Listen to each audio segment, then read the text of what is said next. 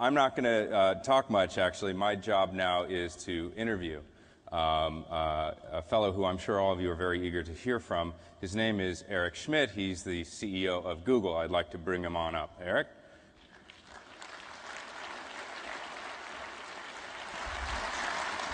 Yes, hi, nice to see you. The seat. Thank you. Water right down there. Now, before we get started on the whole, Q&A, which I think this is our third or our fourth, and so we're making this a semi-annual event, which I'm very pleased to do. Well, congratulations on the success of Web 2.0 Expo. Yeah, it's great. Thanks to everybody for coming. I understand that you have something that you want to announce. Google's not a normal company. What we thought we would do is give you all a choice of what we're going to announce today. We're a very end-user focused company. Because they usually only have one or two announcements a quarter, and Which company? so let's get the first slide up. This is choice one. Double secret beta status. Like it? Choice two. The Wi-Fi thing in April Fool's actually got some traction. People really like it. Choice three, the food becomes a revenue source for the company. That's already true, isn't it? When you think about it. Not really. Or maybe choice four is that none of these are really the announcement, but in fact the thing that's doing the presentation is the announcement. This is a feature of something called Google Docs and Spreadsheets that will be coming out in the next couple months. And what it is it's a way of doing presentations. We're very interested in collaboration. We've concluded that collaboration is sort of the killer app for how communities work. And so by adding the ability to share and generate presentations to already our spreadsheets and our word processing and our calendar, which are doing extremely well, we can drive a new level of user satisfaction. So that is, in fact, the announcement. Now,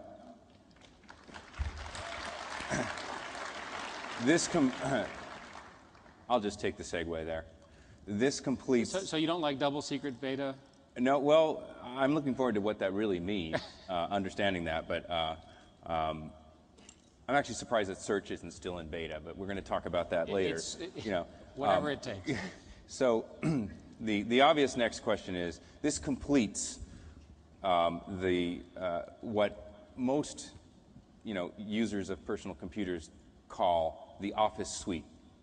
This sort of gives you everything that Google offers, presentation, mail, calendaring, word processing, So, how do you think the folks at Microsoft are going to respond to this announcement? I don't work there.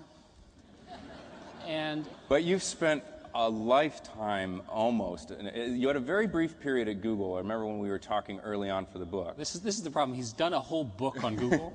So he knows all of the secrets. Where we were talking in 2001, 2002, and you were saying, I love being at Google because, man, I don't have to worry about Microsoft for the first time in my career.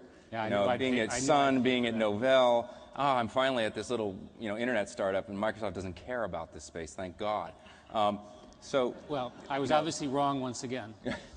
Okay, let me rephrase the question. Is this a competitor to Microsoft?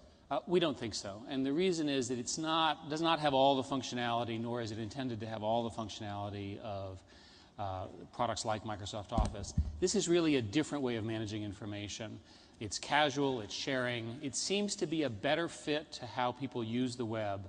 And we think it's an example of one of the applications categories on a Web 2.0 framework that we think will be very, very successful. And my guess is that there are many companies represented in the room that are building products like this or other variants of this that are using this emergent architecture. This whole story about Web 2.0, which I view as a marketing term, is really an architectural transition from an older architecture to this new web-based architecture. And that transition, which I think is what everyone in the room is part of, is a fundamental computer architectural transition. Google is one of the companies that's benefiting from it, but there are many others. Let me just dig in a little bit on that. Come on. It's a competitor to Microsoft Office. I mean, they've, as you've pointed out to me, come on, settle down. As you pointed out to me, there's a whole ton of people who are currently spending a whole ton of money on Microsoft Office who use just an eensy-beensy little bit of the features in Microsoft Office, and this provides them a free alternative, which has got to be exceedingly threatening to the Office business at Microsoft. Well, will you acknowledge that? I'm sure Microsoft will have a response. They actually have a set of web-based products which they can talk about. The important point here is that for people who are using products that are on the web, who need presentation access and the sharing, which is the thing that's really the driving characteristics, they're going to use this or something like this. Right. And I think this is a testament to the strength of Web 2.0. Oh, I would agree with that. Now, let's pull back. There was a small little deal announced after market on Friday. You bought a company. Because it was material, it was done after the market. Because it was material, and that's actually interesting because this is the, was YouTube the same? Yeah. Yeah. This is the second time now that you've had a material deal as opposed to your approach to sort of snatching up really small, nimble teams like JotSpot. Joe was here yesterday. This is a very big, very strategic acquisition. So let's talk about that a little bit. Back when I was interviewing Sergey in 2004, he told me a story of the pre-revenue days at Google, when Google was still trying to figure out whether or not how it was going to make money, and then the whole market fell apart. But they said before the market fell apart, we could always do a deal with DoubleClick because we had a ton of traffic, and so we could just run DoubleClick banners. But man, they're not targeted, and they're gaudy, and they're punch the monkey, and God, we never do that. So now here we are. I'm not sure what punch the monkey means. Right. Well, you know, punch the banners that, you know, where you have to punch the monkey. Yeah, anyway. DoubleClick was seen, you know, and this is a company that has evolved, and so has yours, but it was seen as a certain kind of advertising that was really the, you know, the opposite of the Google approach to advertising. So what's changed in 3 years, both in Google's business and in DoubleClick's business, that makes this make sense for Google? As a bit about how Google thinks about the world, let me suggest that there are 4 sort of major thrusts around Google. One is, and I'll answer your question, but I wanted to get this out for everybody to think about. One is that we're busy building the world's most interesting supercomputers that are running new data services, application services, search services, and so forth. And we can talk about that. It's very interesting, very, very exciting technology being built at Google. Another has to do with end-user solutions. How will end-users use information? All the global issues, all the controversies about that. Again, a lot of people have issues and comments about that. A third has to do with advertising. I'll come back to that. And a fourth has to do with the way Google is run and the way we make decisions and the culture that has grown up around Google, which we're obviously very proud of. In the third category of the 4, we've decided over the last couple of years to try to offer a full-scale set of advertising services, not just text ads. So in doing the strategic analysis, we looked at text ads, display ads, banner ads, as you know them. We looked at radio, bought a company there. Television, we're doing a series of trials there. Acquired YouTube, partly because of the end-user phenomena, which is extraordinary, and we're very satisfied with that, but also because it's obvious that online video will have a significant advertising component. You put all that together, and you think, what would the advertising customer like? Well, what they would like is they'd like a single way in which they can see ads and then have the computer do the allocation for them. Advertising is really about relevance. It's really about efficiency. It's really about measurability. And there's not been a lot of technology applied to advertising over the last 10 or 20 years, except for a few companies, DoubleClick being one of them. What was interesting about DoubleClick is that since 2004, they've made a lot of changes to the way they operate. They're more targeted, they have better tools, and many, many companies are very, very happy with their products. So when we looked at the business analysis, we thought that the combination of the targeting that they do, the advertising support tools that they build, the publisher support tools they build, combined with Google's technology would produce a better experience for the end user. So what we've said, and of course we've been saying this since Friday night, is that the user will be happier because they'll get a more targeted ad that will be faster to load. The advertiser will get more efficiency, more measurability, more targetability out of the combination. The publisher will get more reach, especially globally. So the math works is the important point. Well, I've never actually known you guys to do an acquisition where the math doesn't work. It's just that the Maybe math... you could say that to some other people who've but the math is terrifying to a lot of other people in the market, right? So it's I wouldn't say well known, but at least well discussed that there were other bidders and that they dropped out because the price got just a little too nosebleed for them. What is it that allows you to pay $3.1 billion for DoubleClick when the whisper number was $2 billion 5 days before? I can't comment on any of the specifics of the negotiation just by agreements. So one way to answer that question is to say that Google has a particularly strong advertising business. I think people here in the room know this because our technology does a better job of targeting. There's a lot of evidence that we have more advertisers, we have more of a global footprint. So we have, if you will, greater cash flow out of that technology. When you marry that to the interesting assets and the technology and the people that DoubleClick have assembled, which is really quite impressive, that's how you get to the number.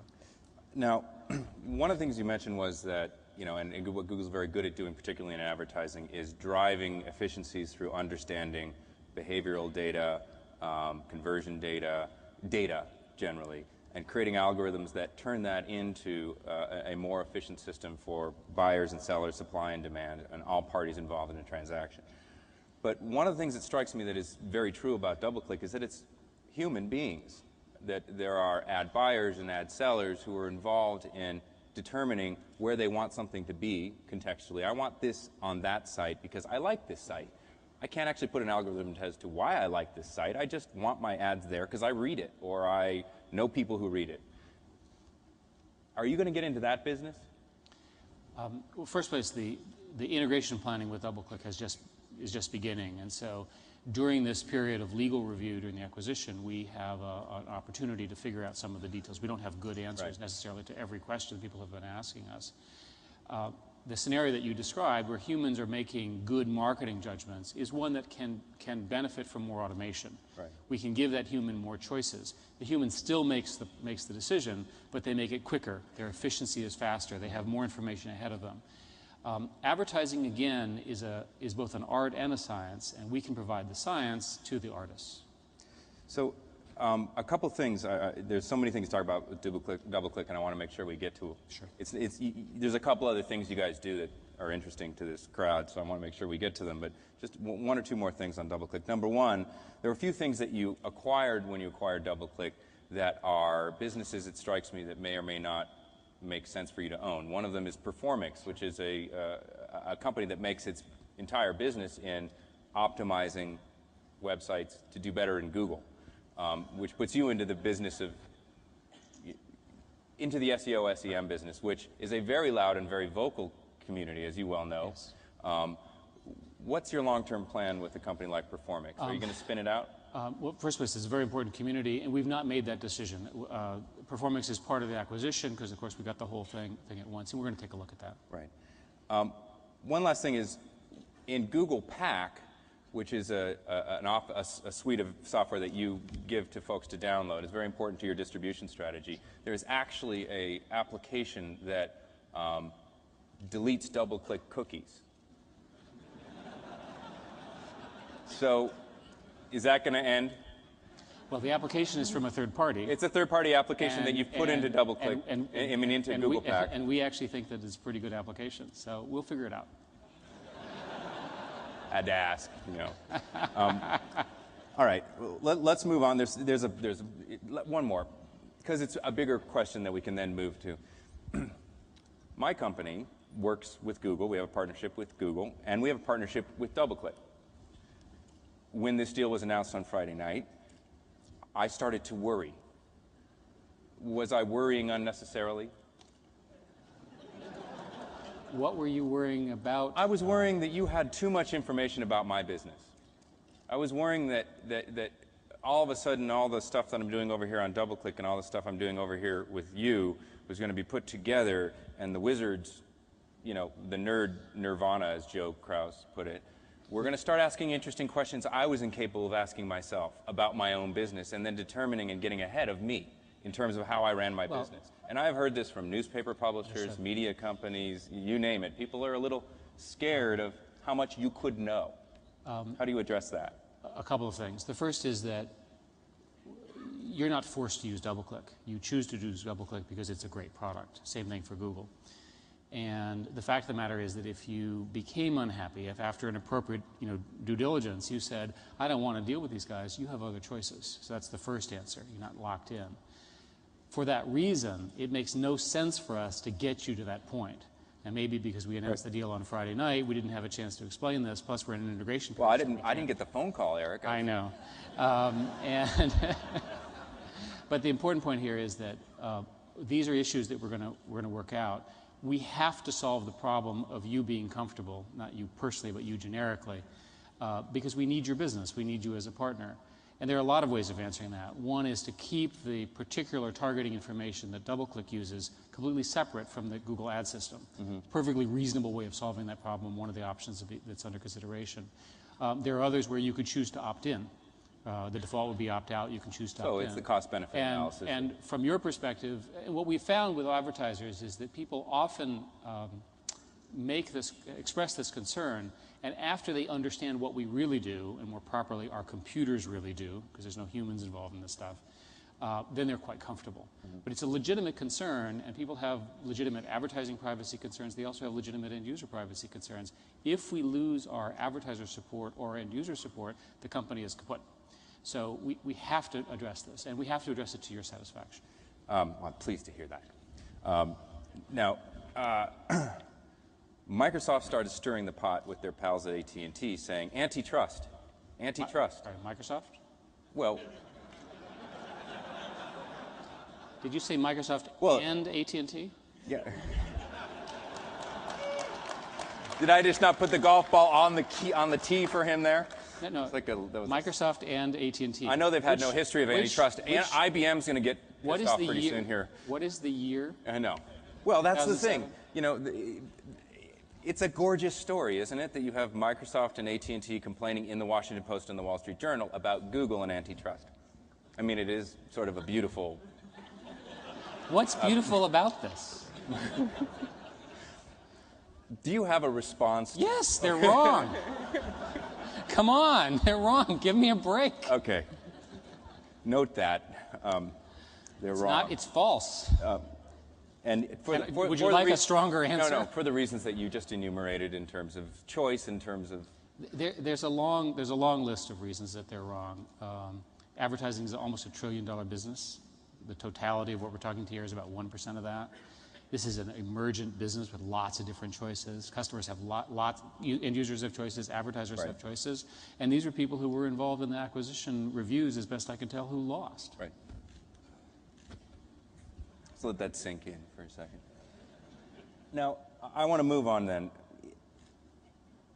Let's just talk for a tiny bit about another, there's so many, but another controversial issue around Google. At least this is, the controversy is magnified by the fact it involves the media, which is the media, and so they cover it incessantly. YouTube, copyright, entertainment companies, Viacom lawsuits. Do you believe that Viacom's approach currently is a negotiating tactic? I do. For people in the room who don't know the history of all of this, there's, and I suspect many of you do, there is a law called the Digital Millennium Copyright Act, DMCA, passed in roughly 1996, which puts a shared burden on people who are operating in the internet sphere. So we're all covered by this law in the United States. And it roughly says that if somebody violates copyright and uploads or otherwise transfers a copyright violation, and they're violating the law, there's roughly a safe harbor if the companies that act quickly when notified to take it down. The most recent problem we had was that we acted so quickly, we did the wrong thing. We got a letter last Friday from the Australian Broadcasting Corporation asking to take down some copyright material, which we took down immediately. And it was discovered that a 16-year-old in Australia had actually sent the letter, and in fact it was not a legitimate request. So the ABC people said, would you put it back in? So you know, these are the problems at Google. Yeah. We, Google, depend critically upon copyright and copyright law And we depend critically that people who have copyrights they get to decide what to do with the copyright.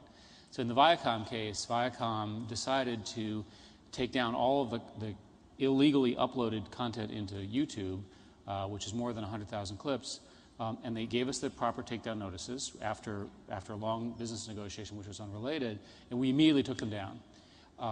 And we satisfied the law. They sued us sometime later. The important point here is that, one, we fully complied with the law, and the second thing is that YouTube traffic went straight up after that.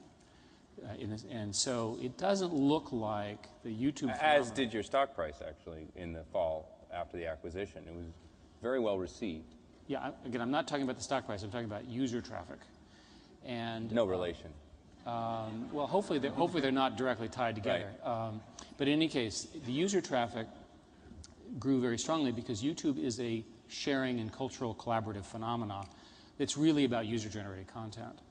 And I think what's happening, my own opinion, is that everyone is deciding that YouTube is the only messenger around online activity, when I think that there will be many. Mm-hmm. YouTube looks like it's going to be the truly successful user-generated content platform. We think this is incredible. And we think it's going to be a wonderful place for people to take copyrighted information and with our support, build advertising-supported copyright-based businesses. But the phenomena of YouTube is independent of this. And this is what I think people are confused about. Right.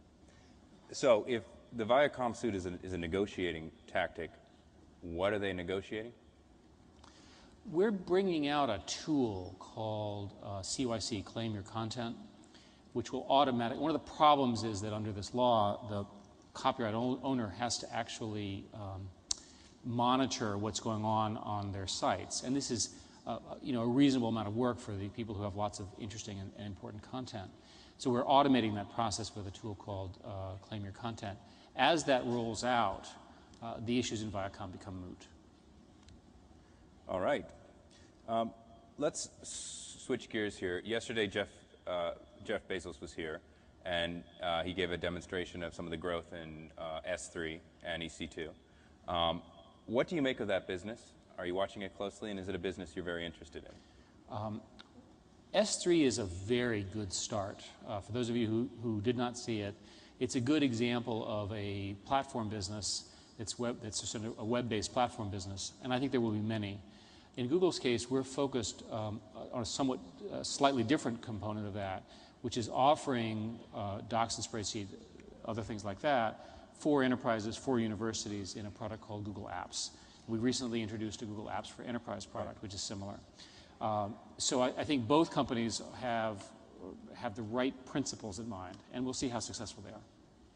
But are you going to do something like S3 or EC2? Well, we wouldn't do anything. We wouldn't do something like S3, but certainly we have. It's a space you're interested in. Yeah, we're very interested in the space, and you're doing it in. We're doing it in a different way. In a different way currently. And it makes sense that this emergent platform, of which Amazon is one, Google's another, Yahoo, eBay are third and fourth.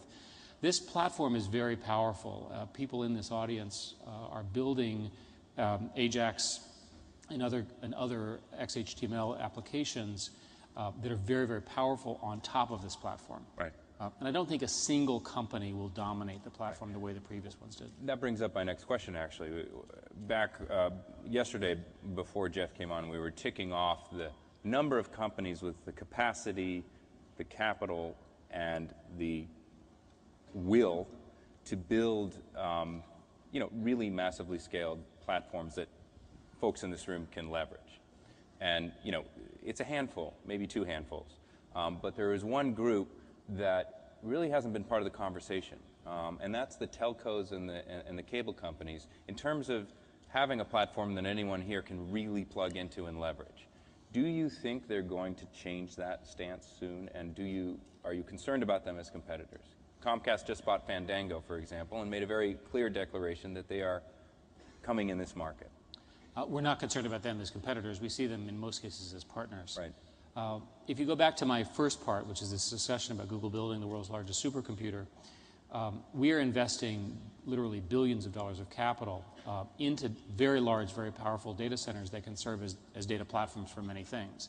We have a set of APIs there's something called the Google Data API, and a number of other services that are exposed that you can build applications into that data service. We think that more applications using that are very good. And there are also similar advertising APIs which allow people to plug into our advertising systems to automate that as well. But when I ask about the telcos and the cable companies, really what I'm asking is they seem to have a different approach philosophically to the web than Amazon, eBay, Google, AOL, Microsoft. And that this swirls around the oft misinterpreted term of net neutrality. Are you in any way concerned about that? I know that Google has been active in the Capitol on this issue. Again, we're not concerned about the telcos themselves. We see them as important partners and telcos, cable companies, because we are critically dependent upon the infrastructure that they have built. Literally, customers go through those networks to get to the data servers that I was describing. It's true of our partners and competitors as well. We are very concerned if net neutrality gets broken, because net neutrality really does create the level playing field that created Google and many of the companies represented in this room. The bizarre thing about net neutrality is that if there's any company that could survive a loss of net neutrality financially, it would be Google, because we could pay the fees we could pay to get the kind of specialized service that net neutrality, the failure of net neutrality to win would It would be basically a large reallocation of your margin to the telcos. But from the standpoint of the business, which is interesting to them, I would imagine. But I'm sure it is. But the important point here is that's a business negotiation. It should not be enshrined in law. And net neutrality is very important for the next generation of entrepreneurs, the next young founders who come out of Stanford or Berkeley who want to create a new vision. They're going to need an end-to-end network that actually connects everybody. That's how they're going to become successful. That's how they're going to get funded. I think it would be terrible if we lost that as a society. Excellent, I agree. You mentioned entrepreneurs, and we've got a ton of them in the audience here, or they work with and for entrepreneurs. So, what looks interesting to Google in terms of companies you want to partner with or potentially acquire? Feel free to list as many as you wish. And what aren't you interested in? I'm trying to think, how can I legally ask a question that involves the word acquisition in it? Okay, let me rephrase it. What areas are you interested in where you do not have a core competence that may be interesting in the future and therefore spark at least a conversation? About what? Opportunities. Let me answer the question that I think you're asking in a legal way. The biggest growth areas are clearly going to be in the mobile space. Mobile. It's the easiest way to understand it. And the reason is that people treat their mobile phones as extensions of their persons. And those mobile phones are very personal, very portable. They're having GPS information in them now. And this next generation of wireless networks, the 3G and eventually the 4G networks, will have tremendous power. So if you look at the mobile space, it's probably the biggest wide open space. There are quite a few interesting companies that we could partner with, and I won't say beyond that, which are building either applications or advertising services that use the targeting that's capable in mobile. Another area is in the local space. Mm-hmm. Most of the transactions that we do in advertising are really for local products. Go down the street to buy a car, go down the street to go shopping, that kind of a thing. And most search engines don't really fully do not fully take advantage of the local information that's inherent in the web. Mm-hmm. That's another big opportunity. There are quite a few companies that have figured out how to mine, target, or advertise in the local context. Right. Those are the two that come to mind immediately. Right. Great. Now, I posted on my site asking for questions, and I got a bunch of them, but one that really struck me was, what's the first thing you think of when you wake up in the morning? I get on my email. No, like when you open your eyes and you're lying in bed. I open my email. Doesn't everybody? Are you announcing that product soon?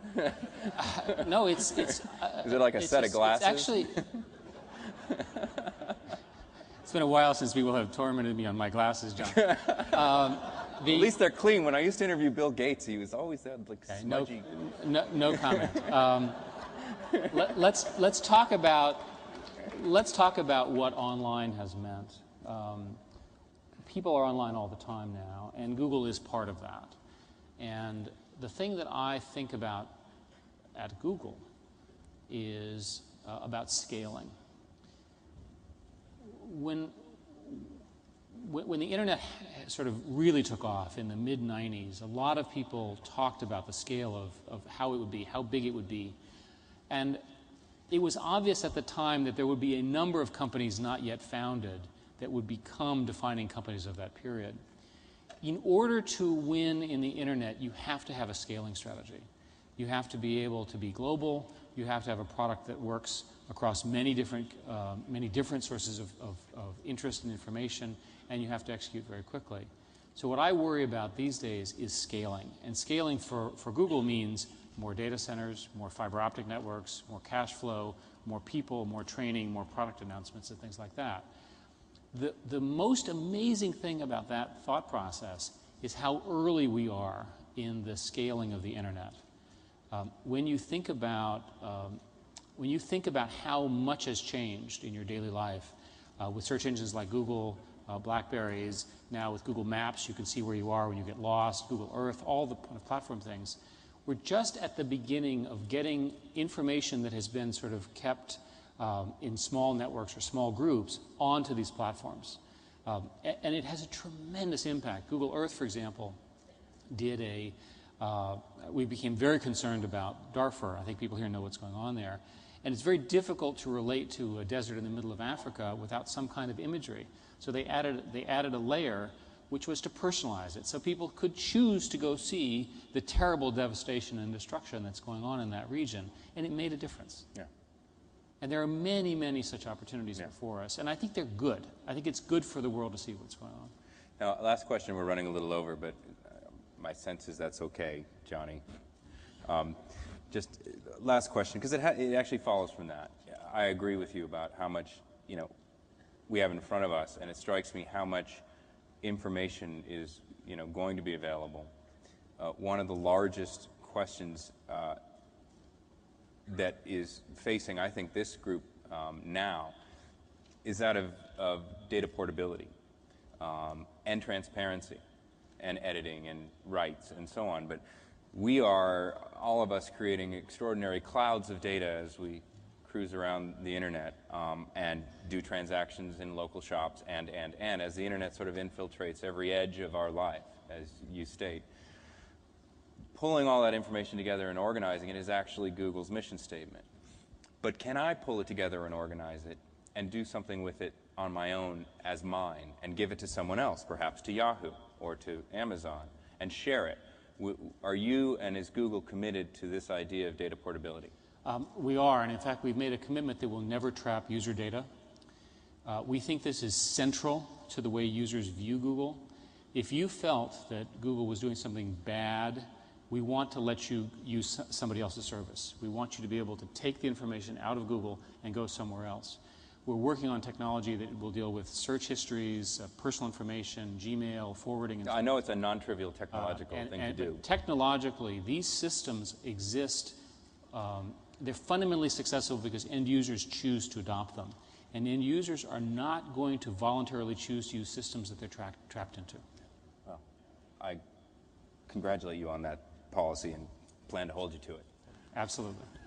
One last question. You're on the board of Apple. Yes. Does that mean you get the iPhone before all of us? I'm waiting. You're waiting just like everybody. Yes, absolutely. What has that done? As best I can tell, I don't. What has that done for you in terms of, oftentimes executives go on boards in order to see another piece of the world that helps inform their company. What have you learned from being on the Apple board?